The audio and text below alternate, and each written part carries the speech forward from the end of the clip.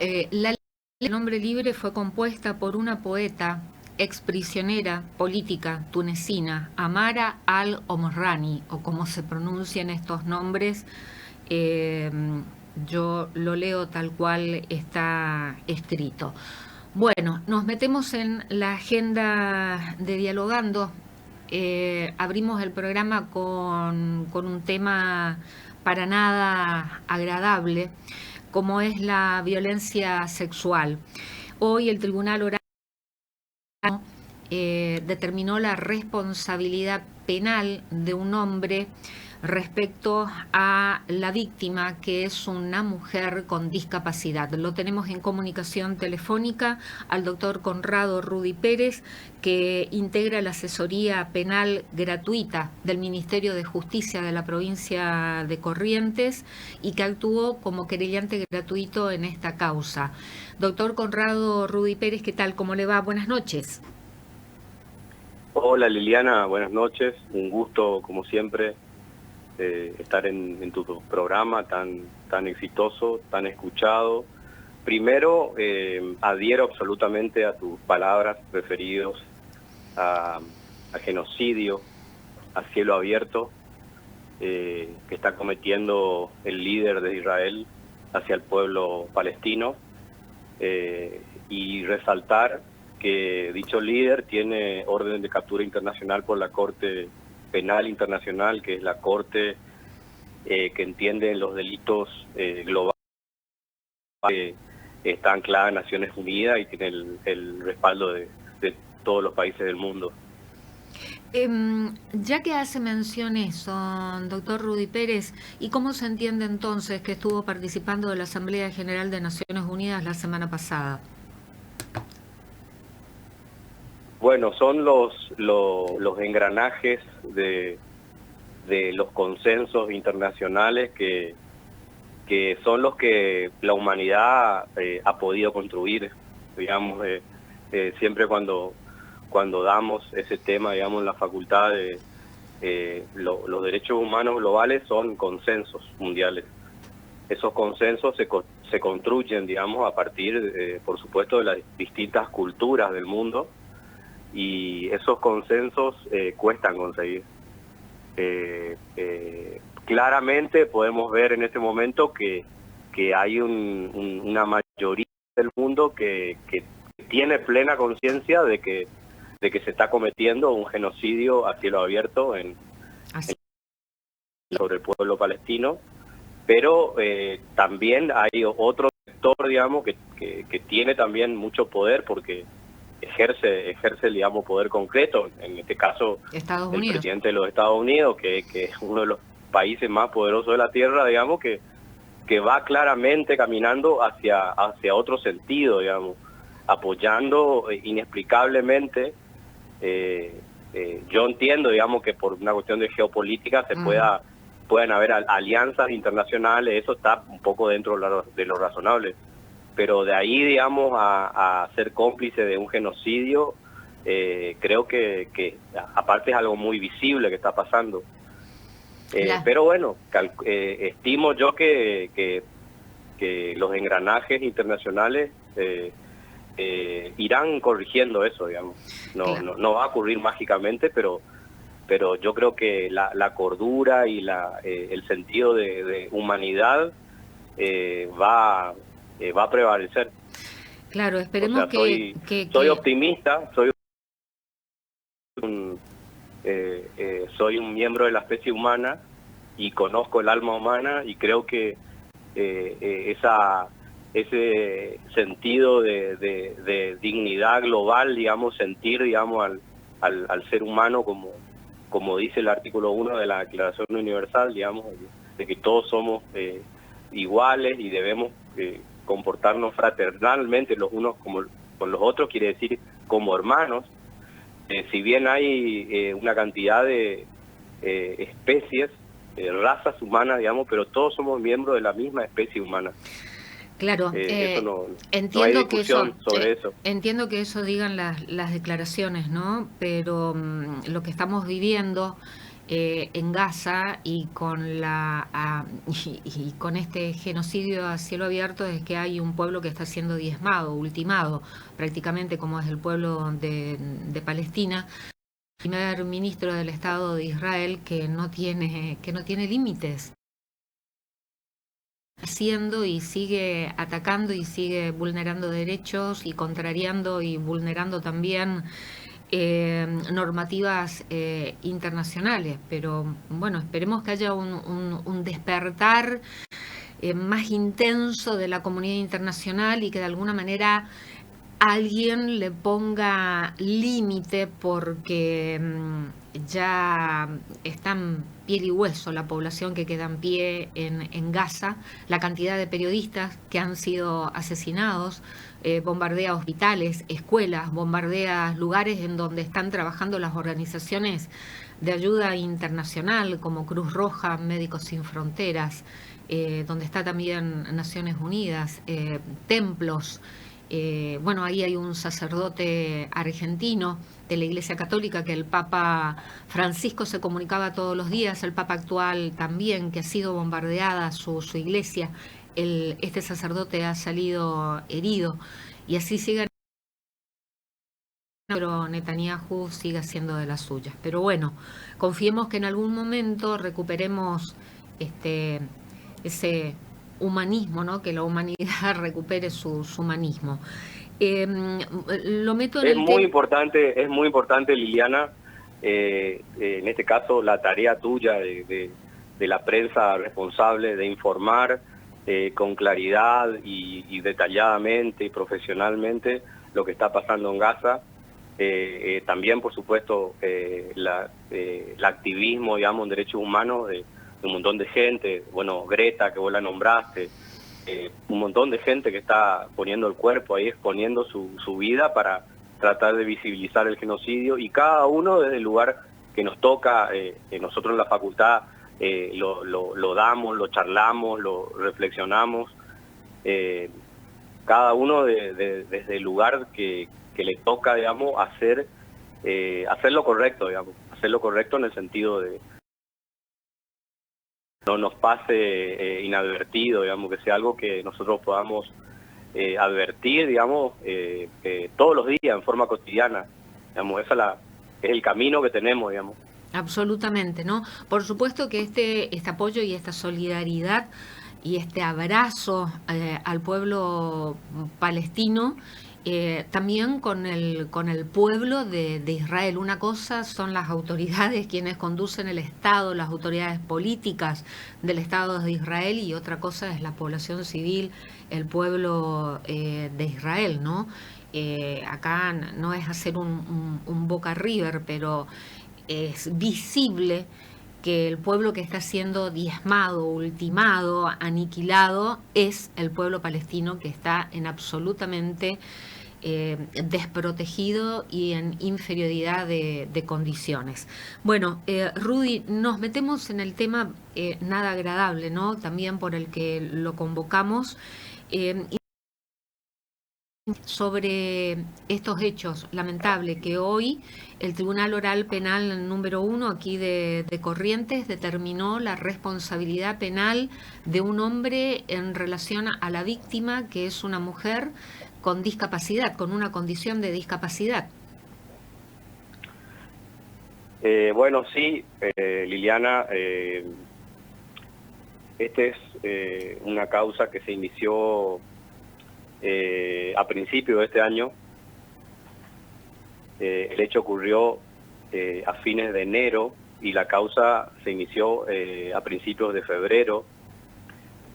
Bueno, la víctima, familiares de la víctima y la víctima tomaron contacto con el Centro Provincial, digamos, de Atención a Víctimas de Violencia de Género, y a partir de ahí yo tomé contacto con la víctima, que es una mujer, una persona de sordomuda.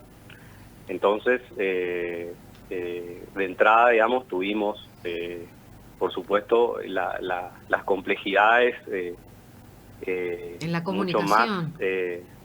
exactamente, mucho más acentuadas, digamos, si ya es, digamos, complejo y difícil transitar, ¿no es cierto?, un proceso por una violencia sexual con acceso carnal para cualquier persona, para cualquier mujer, mucho más allá.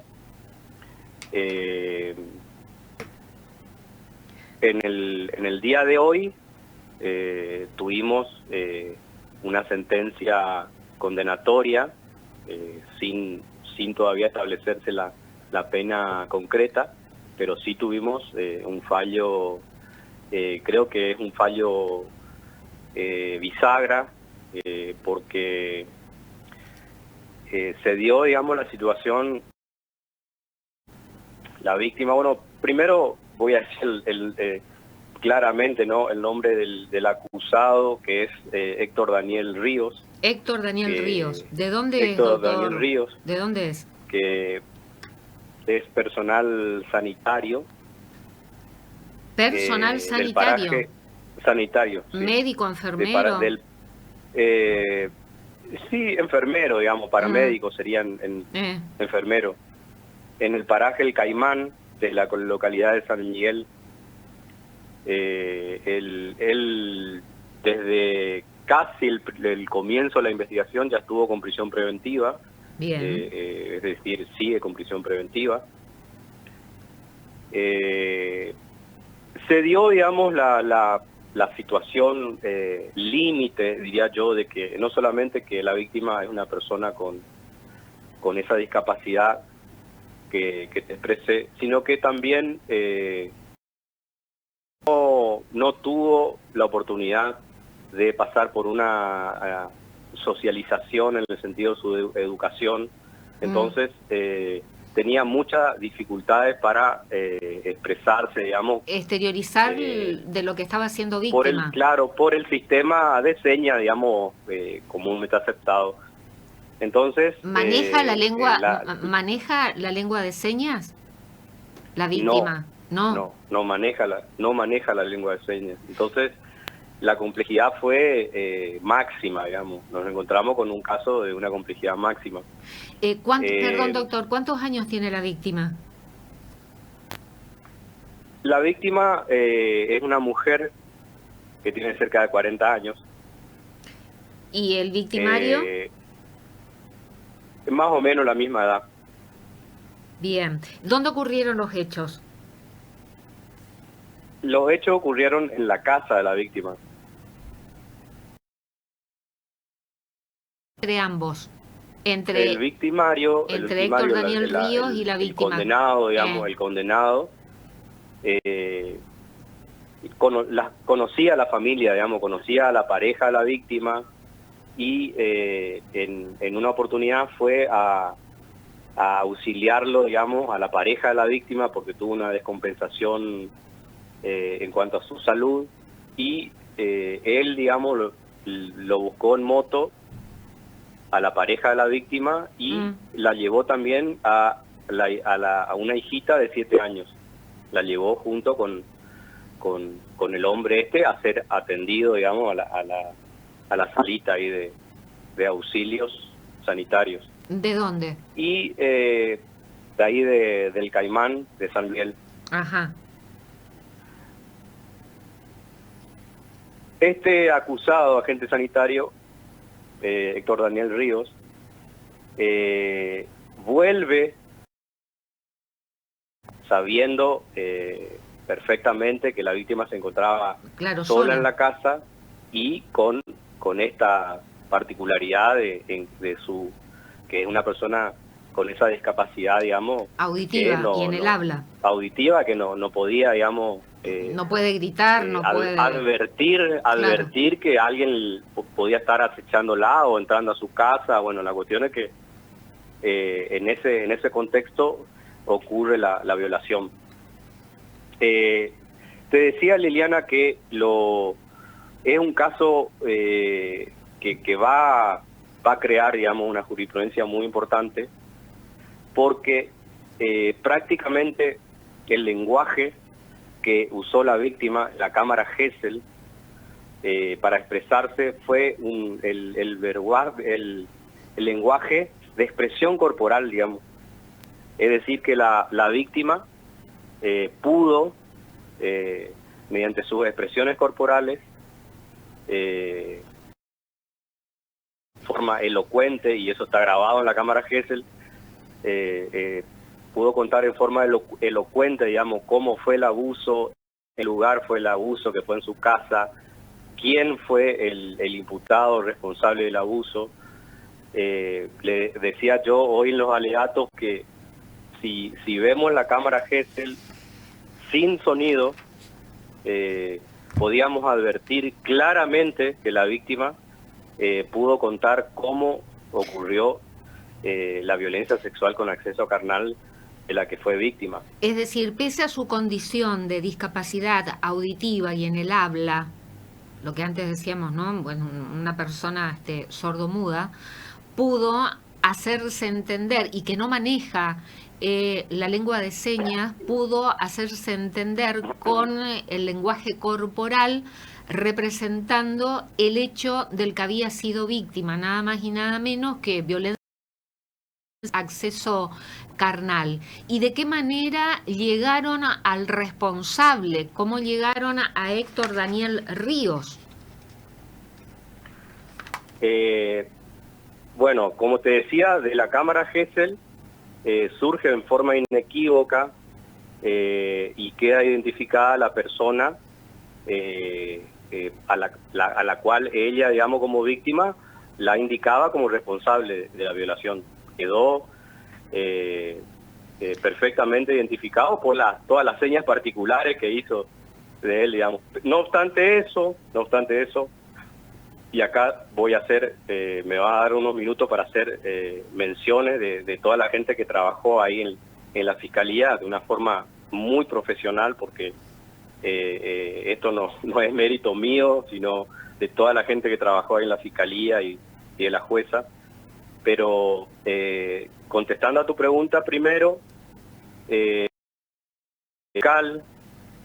interviniente, que es el doctor Carlos Daniel Lescano, que trabajó en forma muy profesional en todos los casos, digamos, en que intervino también la jueza de garantía, la doctora Elsa Leonor Derkach. Súper profesional el trabajo de ambos. Ordenaron también en cámara Gesell también hacer una rueda de reconocimiento de personas. Bien. Es decir, que en otra cámara Gesell la víctima en rueda de personas de similares características pudo reconocer directamente, correcto, digamos, a la persona quien fue su agresor. Bien. En la cámara Gesell, que fue muy compleja, porque primero lo que primero costó mucho es que la víctima pueda entender la mecánica de la audiencia y cómo ella podría ir contando lo que le pasó. También quiero destacar perdón, Rudy, el trabajo. Perdón, Rudy, Sí. Una pregunta. ¿Sabe leer y escribir? Tiene muchas dificultades para... tampoco, Liliana, eximime también de hacer, digamos, una historia biográfica de la víctima, digamos, porque tampoco corresponde eso.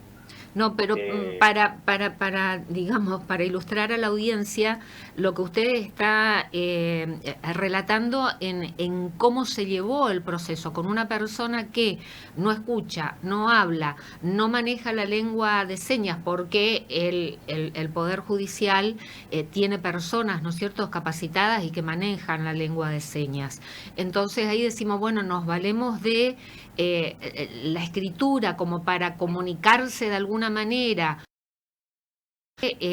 a lo que va a ser sometida, y que la víctima también pueda comunicarse, pero tampoco podemos utilizar el recurso de la escritura y de la lectura. Por eso entiendo cuando usted dice que el fallo, en este caso, ¿no?, el fallo del tribunal, usted lo ha descrito como bisagra y que va a sentar jurisprudencia, porque de alguna manera se ocuparon los recursos como para que la víctima comprendiera el proceso al que iba a ser sometida. Las personas que actuaron, ya sea funcionarios judiciales, juez, fiscal, se hicieron entender, comprender, y la víctima también pudo exteriorizar el hecho al que había sido, del que es víctima. No es fácil. Lo explica, como siempre, muy bien explicado. Por ese motivo que vos lo explicaste, es que estimamos que va a ser un fallo líder, digamos, en el sentido que crea una jurisprudencia.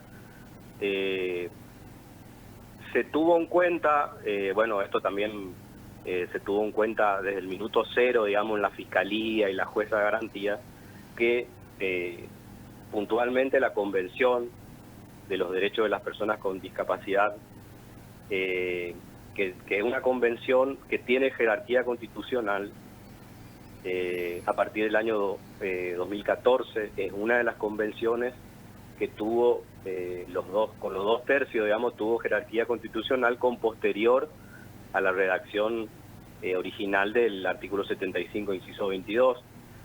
Y los artículos 13 y 14 de esta convención establecen expresamente cuando la víctima, digamos, de un delito sea una persona con discapacidad, en cuanto al procedimiento penal, puntualmente, deben realizarse, dice textualmente, los ajustes razonables del procedimiento para poder equiparar absolutamente las chances que tienen las personas con discapacidad para poder denunciar, darse a entender, eventualmente poder explicar, contestar preguntas, todo lo que hace, digamos, a la mecánica de poder garantizarle el debido proceso penal que tenemos garantizado todas las personas. Exacto, y el acceso a justicia, ¿no? Exactamente, el acceso a la justicia. Y en ese sentido te estaba diciendo, Liliana, que no me quiero olvidar de los reconocimientos, porque eso no me puede pasar. En la Cámara Gesell, que una pieza que va a quedar, digamos, va a quedar, digamos, como modelo de cómo se tienen que ir sorteando las dificultades en estos casos. Intervino la profesora de personas sordas, Analía Montenegro, una mujer que intervino de una forma muy profesional, que pudo ayudarle a la víctima, que también estaba siendo asistida por su hermana. Puntualmente también la Convención de las Personas con Discapacidad dice expresamente que es muy importante en la mayoría de los casos la ayuda, digamos, de una persona de confianza, de su estricta confianza, digamos, que generalmente es un familiar directo, digamos, generalmente. Entonces, en la Cámara Gesell, la víctima, por su hermana, por la profesora Analía Montenegro, y además también por otro intérprete de señas, Alejandro González, que intervino en forma remota, y todo dirigido por la jueza de garantías, la doctora Elsa Leonor Derkach, y pudieron sortearse todas las dificultades propias de esta situación en que una víctima con esa discapacidad y con esa falta de socialización, digamos, pudo poner de manifiesto por su lenguaje corporal, digamos, y gutural, la situación de violencia sexual con acceso carnal por vía vaginal y anal por la que tuvo que pasar. En el día de hoy, el tribunal, con la presidencia de la doctora María Mercedes Ledesma, la doctora Ana del Carmen Figueredo y el doctor Darío Ortiz, que forman parte del Tribunal Oral Penal número 1 de la Ciudad de Corrientes. Puntualmente tomando, digamos, como prueba fundamental y terminante la parte de la cámara Gesell en que la víctima se expresa con su lenguaje corporal,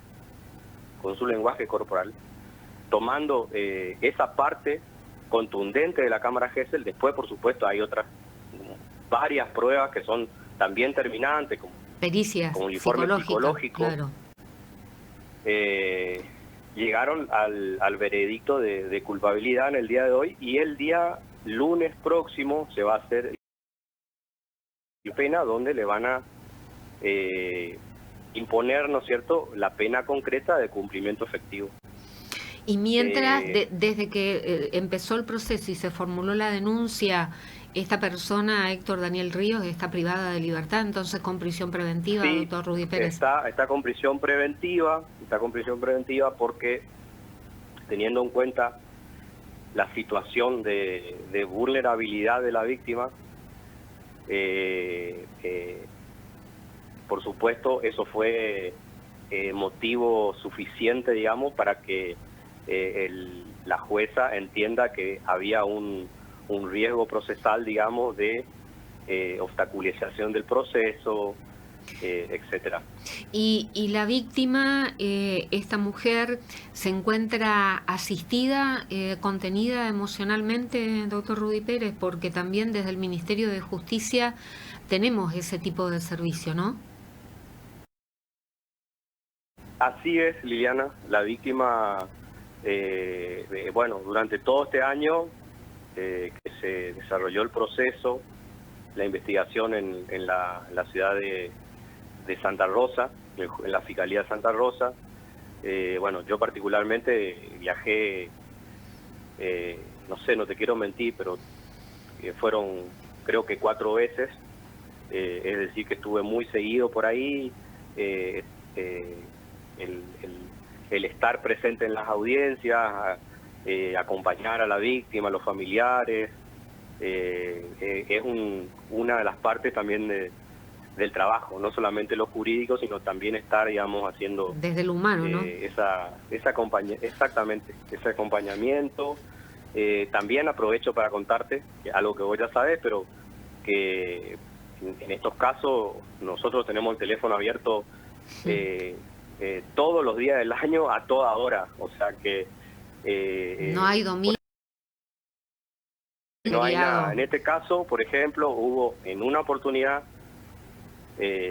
previo a la audiencia de reconocimiento en rueda de personas,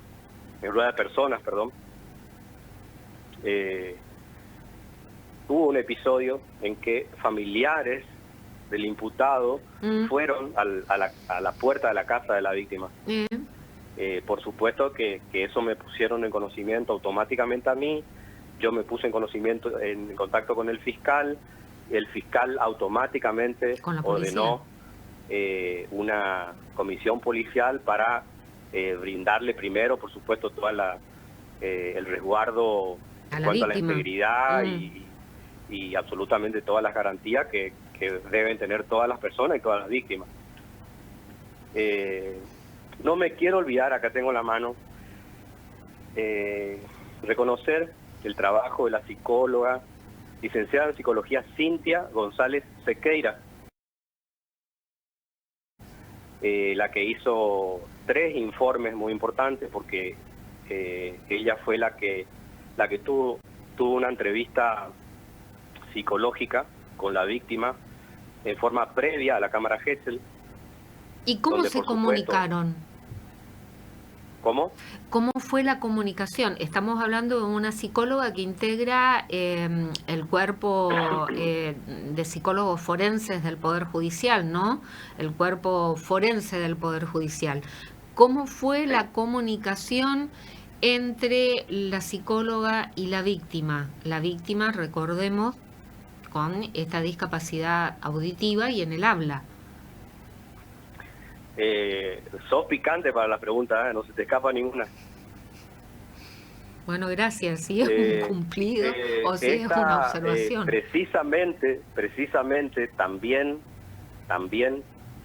una de las cuestiones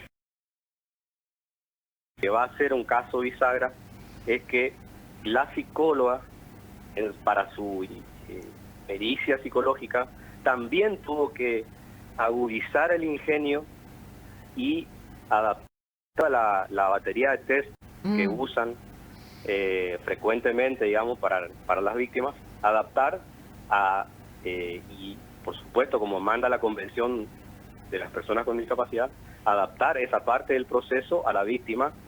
Y la licenciada declaró en el juicio de que ella, digamos, hizo hincapié en todos los test gráficos. Claro.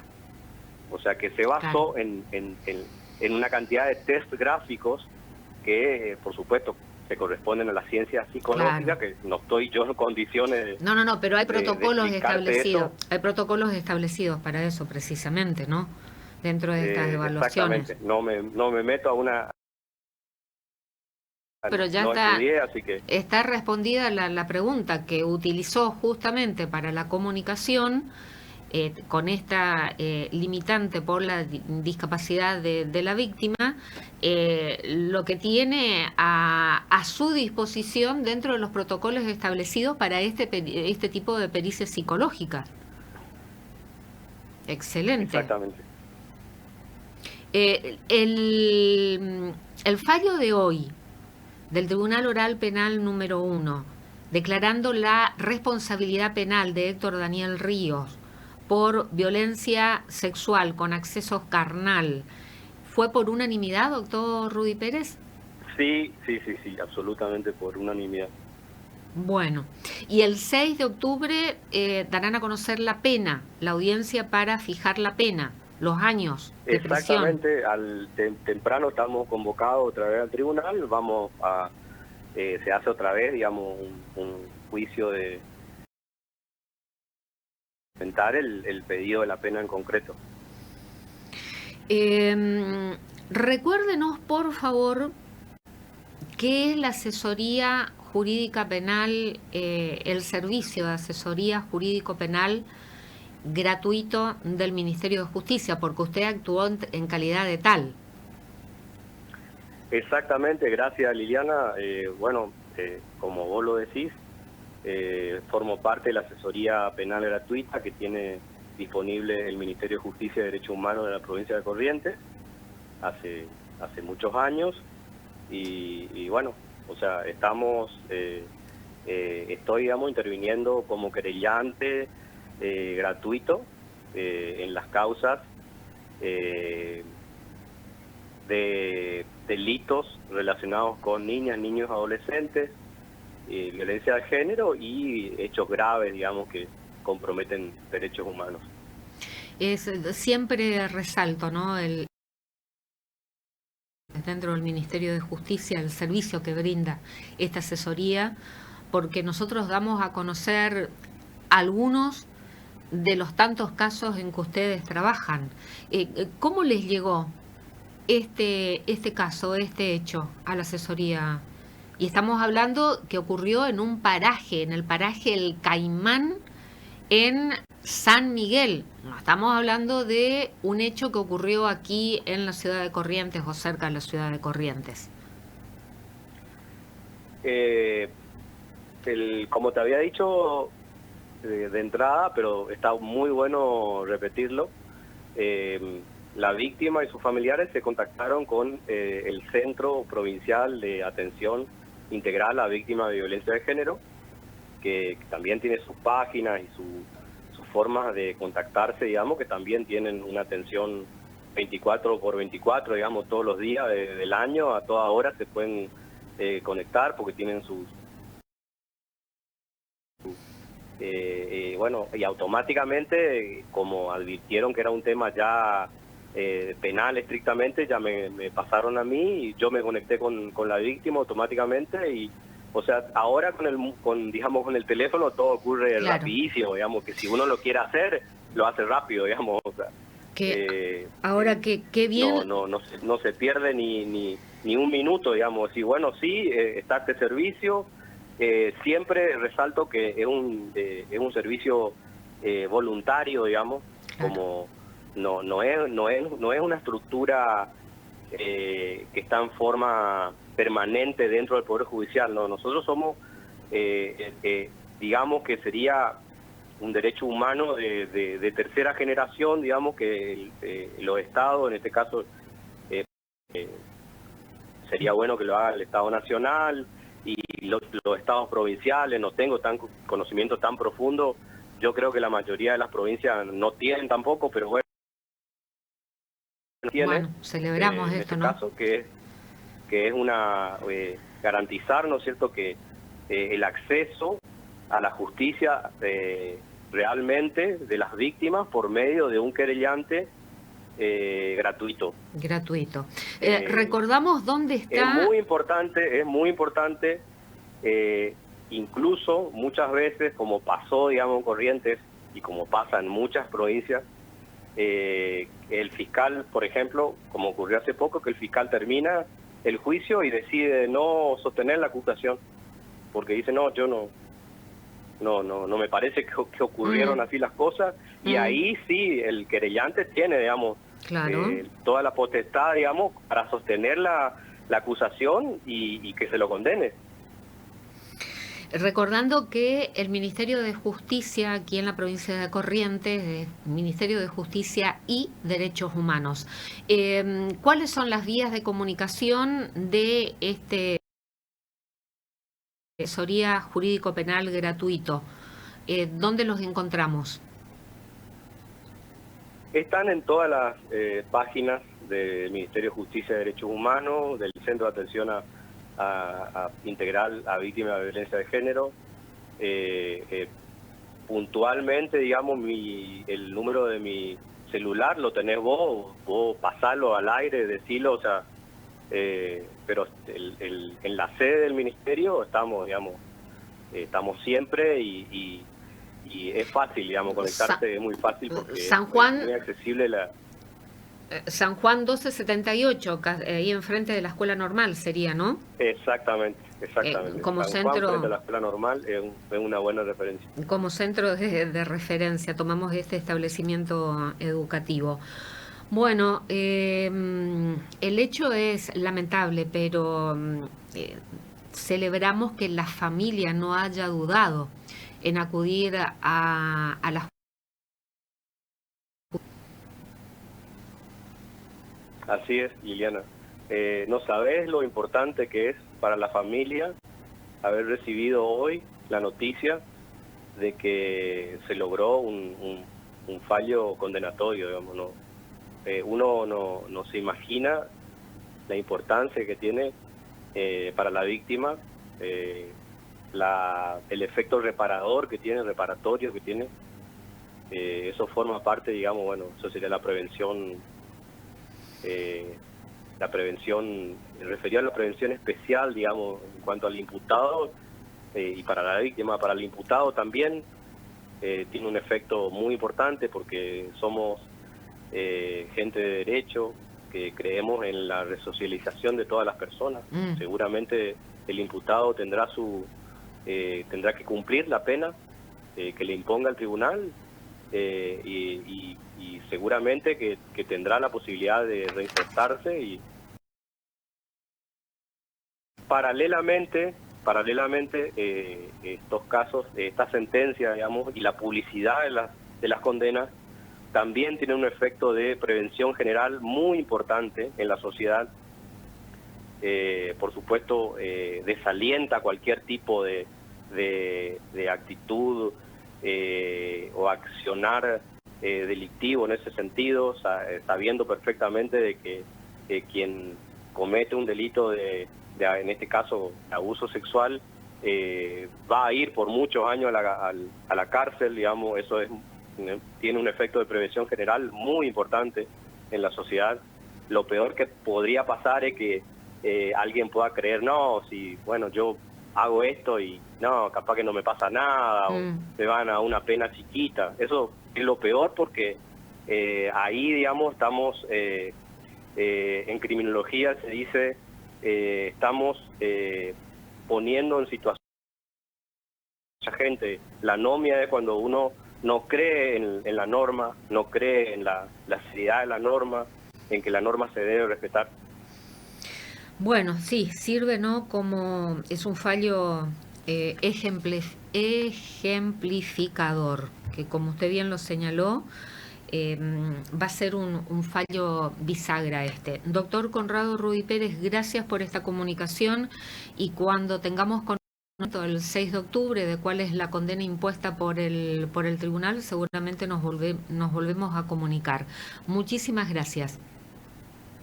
A vos, Liliana, y felicitaciones como siempre por tu profesionalismo al tratar estos temas tan sensibles, digamos, con tanto respeto y con tanta humanidad. Muchas gracias. Al contrario, gracias a usted. Que tenga buenas noches.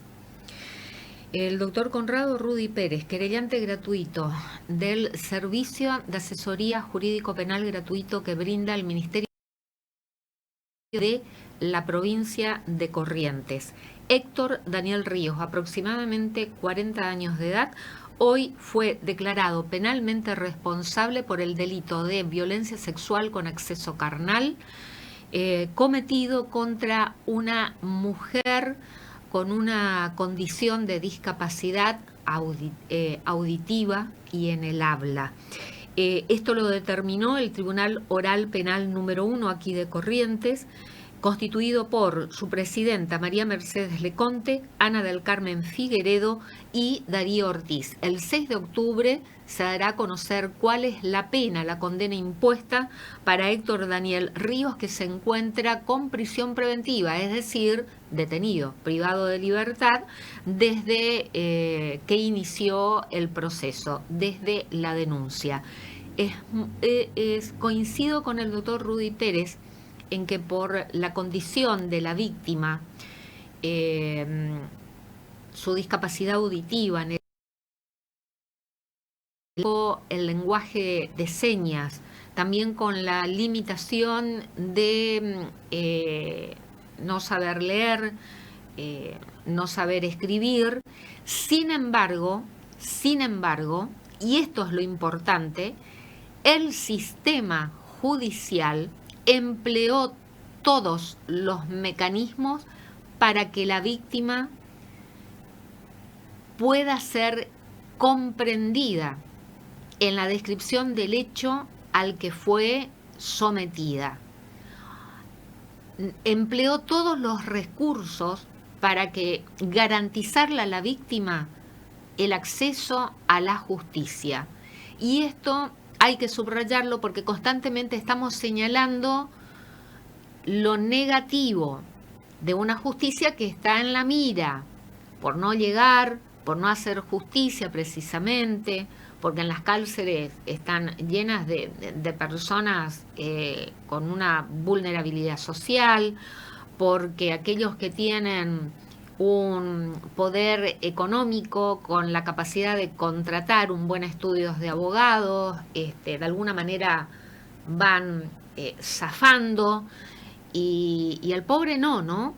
Bueno, pero en este caso la víctima pudo acceder a la justicia y todo el sistema judicial se acomodó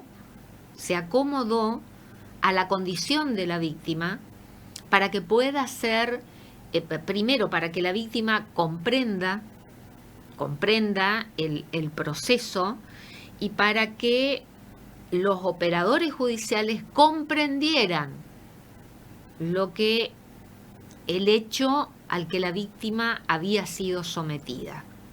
Celebro esto realmente en la justicia correntina. Celebro que hayan tenido esa predisposición de cumplir con lo que establecen, porque tenemos tratados un montón, pero de ahí a que se cumplan efectivamente, por ahí hay una distancia, ¿no?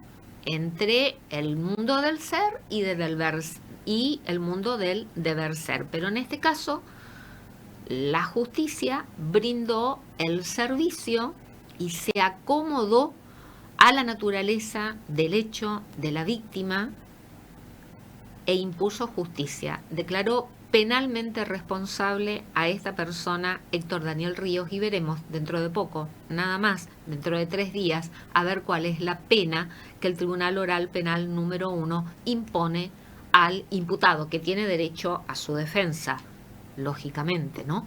Nos vamos a una cortina musical, señor Francisco Acosta, y tanda, por favor.